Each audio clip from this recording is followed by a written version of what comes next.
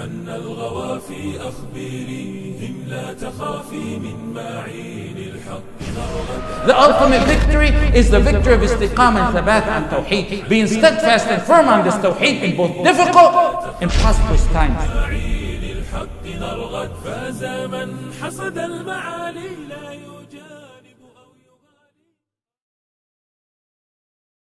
Abu Sufyan radiallahu anh said, Al-harbu baynana wa baynahu sijal.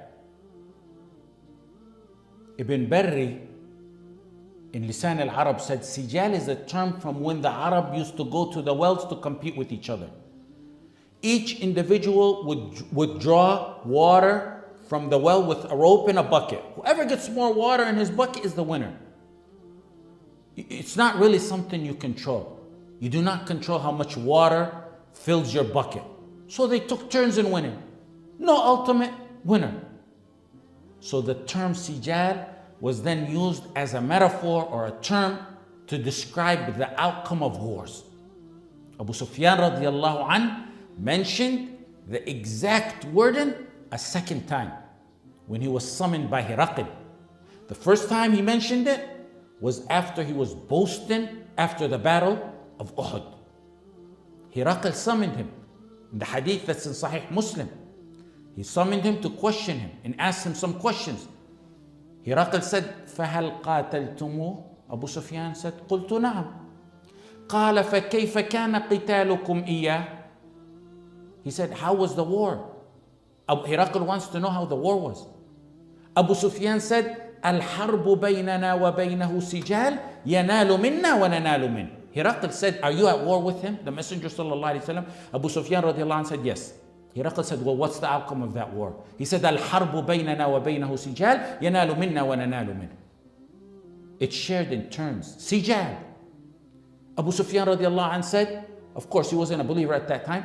Abu Sufyan radiallahu anh said, sometimes he suffers a loss at our hands, sometimes we suffer a loss at his hands.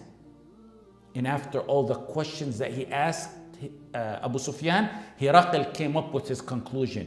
He said, وَسَأَلْتُكَ هَلْ قَاتَلْتُمُوهُ فَزَعَمْتَ أَنَّكُمْ قَدْ قَاتَلْتُمُوهُ فَتَكُونُ الْحَرْبُ بَيْنَكُمْ وَبَيْنَهُ سِجَالٌ يَنَالُ مِنْكُمْ وَتَنَالُونَ مِنْهُ وَكَذَلِكَ الرُّسُلُ تُبْتَلَى ثُمَّ تَكُونُ لَهُمُ الْعَاقِبَةُ وَلَيَبْلُغَنَّ مُلْكَهُ مَا تَحْتَ قَدَمِهِ وَلَيَبْلُغَنَّ مُلْكَهُ مَا تَحْتَ قَدَمِهِ. In another narration he said, فَزَعَمْتَ أَنَّ الْحَرْبَ سِجَالٌ وَدُوَلٌ فَكَذَلِكَ الرُّسُلُ تُبْتَلَى ثُمَّ تَكُونُ لَهُمُ الْعَاقِبَةُ.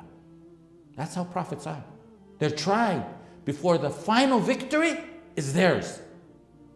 I asked you, Hiraql said, whether you've been at war with him, and you said, you have been at war with him.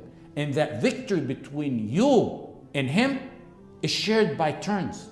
Sometimes they suffer losses at your hand, and sometimes you suffer losses at their hands. And he said, وَكَذَلِكَ الرُّسُلُ تُبْتَلَى ثُمَّ تَكُونُ لَهُمُ الْعَاقِبَةُ. That's how the prophets are. They're tried before the final victory is theirs. Messengers and muwahideen who follow in their path are tried, but the ultimate victory is always theirs. Keep in mind, at this point, like I said, it was two non-Muslims talking to each other. Hiraql wasn't a believer, and at that point, Abu Sufyan had still not embraced Islam. But they were given facts. Hiraql said, وَلَيَبْلُغَنَّ مُلْكَهُ مَا تَحْتَ قَدَمِهِ.